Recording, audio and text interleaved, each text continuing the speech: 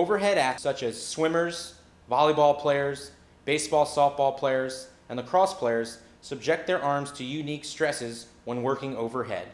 To appropriately prepare for overhead activity, particular attention needs to be given to the following: range of motion of the shoulder and strength of the rotator cuff and scapular stabilizing muscles. This activity is called the sleeper stretch, and it is used to gain internal rotation of the shoulder. Jenna's positioning, she's side lying and she has her arm flexed to 90 degrees.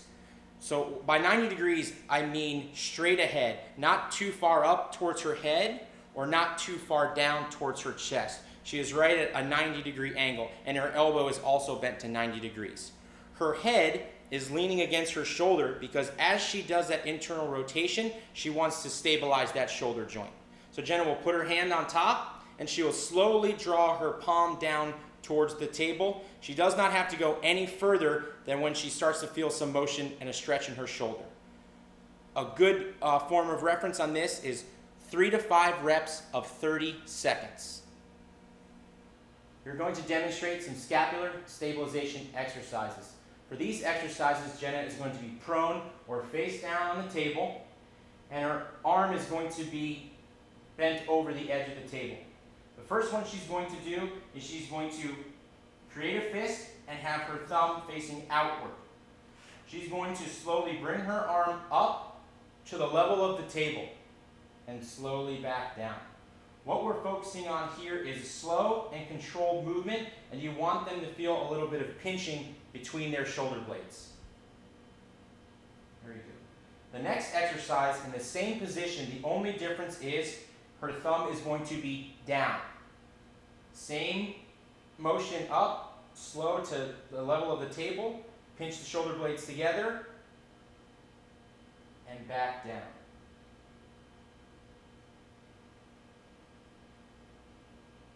All of these motions are slow and controlled.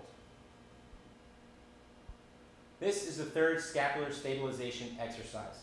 Jenna's again going to have her thumb up. She's going to bring her arm up again to the level of the table in a Y position. As she comes up, she's again squeezing her shoulder blades together. You do not have to go any higher than the level of the table. You don't need to go so high that your chest is coming off the table. Slow and controlled motions. All of these exercises can be done 3 sets of 10. In this case, we're working on her throwing shoulder. If you want to maintain symmetry, you can do it on the other side, but focus on the shoulder that you throw with or that's your dominant arm. The individual can add weight to these exercises, but what you should keep in mind, these are small muscle groups, so you do not need to incorporate a large weight. You don't have to be lifting heavy weights. 1, 2, or 3 pounds should be sufficient for these exercises. This exercise is called the scapular punch or the ceiling punch. Jenna is lying on her back, her arm is flexed to 90 degrees, and she's making a fist, or she can have a low weight, 1, 2, or 3 pounds. I would suggest starting with no weight. The motion of this exercise is to punch straight up towards the ceiling and bring your arm back down slowly. A general tendency during this exercise is for your shoulder to shrug up towards your ear. If you're seeing yourself do that, make an effort to push your shoulder blade down. So you're going straight up towards the ceiling and back down. 3 sets of 10 reps is adequate for this exercise. For this exercise, your feet should be shoulder width apart, palms on the wall, and your thumb should be at the height of your shoulders. Slowly bring your chest towards the wall and push yourself back. You do not want to dip your chest close to the wall.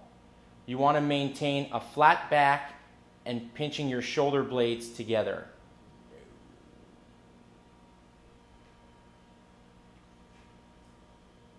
Next, we're going to focus on the rotator cuff group strengthening. This is an exercise band. You can tie this to your doorknob at home. Jenna's going to start with her elbow flexed at 90 degrees, and she's going to be working on internal rotation. It is important to have a wedge between your arm and your side. In this case, we have a rolled up towel. So Jenna is focusing on bringing her arm directly across her chest into internal rotation. 3 sets of 10 are adequate for this exercise. This exercise focuses on external rotation of the shoulder. Jenna has her arm flexed to 90 degrees. We have the wedge under her arm. She's bringing her arm into external rotation. She does not have to go much past the level of her shoulder to get a decent strengthening exercise. 3 sets of 10 reps is sufficient. Next, we will demonstrate internal rotation of the shoulder with the arm flexed to 90 degrees. So Jenna's arm and elbow are at 90 degrees. Slowly internally rotate your shoulder, bringing your palm towards the ground as she goes down. Tendency is to let the band sling your arm back. The goal here is to have a slow and controlled motion. This will strengthen your rotator cuff appropriately.